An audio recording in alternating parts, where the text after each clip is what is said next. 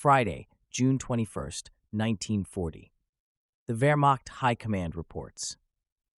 The movements of our troops to occupy Normandy, Brittany, and the area between the mouth of the Loire and the Rhône Valley are proceeding according to plan. The rapid troops advancing through Burgundy took Lyon in battle. During the capture of WWII near Gien, our troops got their hands on 700 new armored combat vehicles. In Lorraine and Alsace, the clearing of parts of the Maginot Line of stubbornly fighting enemies is underway. The French remnants packed together in northern Lorraine were torn into several parts by our attack. Individual trapped enemy groups are still holding out in the western part of the Vosges.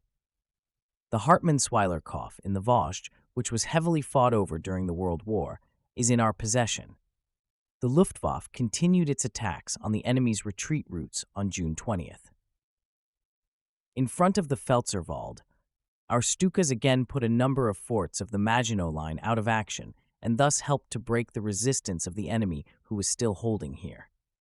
During the battles in Alsace, which led to the capture of Strasbourg, Schlettstadt, and Colmar, as well as during the opening of the Burgundian Gate, the army troops were excellently supported by anti-aircraft units in their operations against ground targets.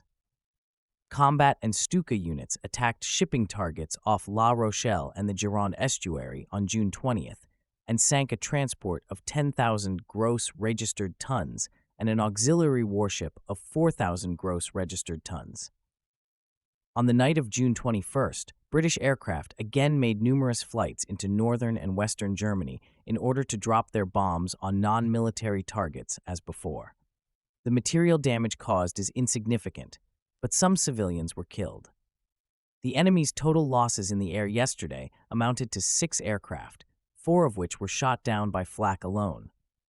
2 of our own aircraft are missing.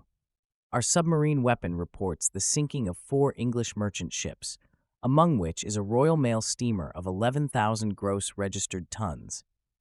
In the swift breakthroughs through the armored and concrete bulwarks of the Maginot Line, infantry and engineers performed heroic deeds in a heavy struggle with a tough opponent, the appreciation of which is reserved for a later time. The commander of an infantry regiment, Colonel Schwalbe, the battalion commander in an infantry regiment, Major Wildermuth, and the first lieutenant in an infantry regiment, von Kettelhut, distinguished themselves in these fights through special boldness and fearlessness.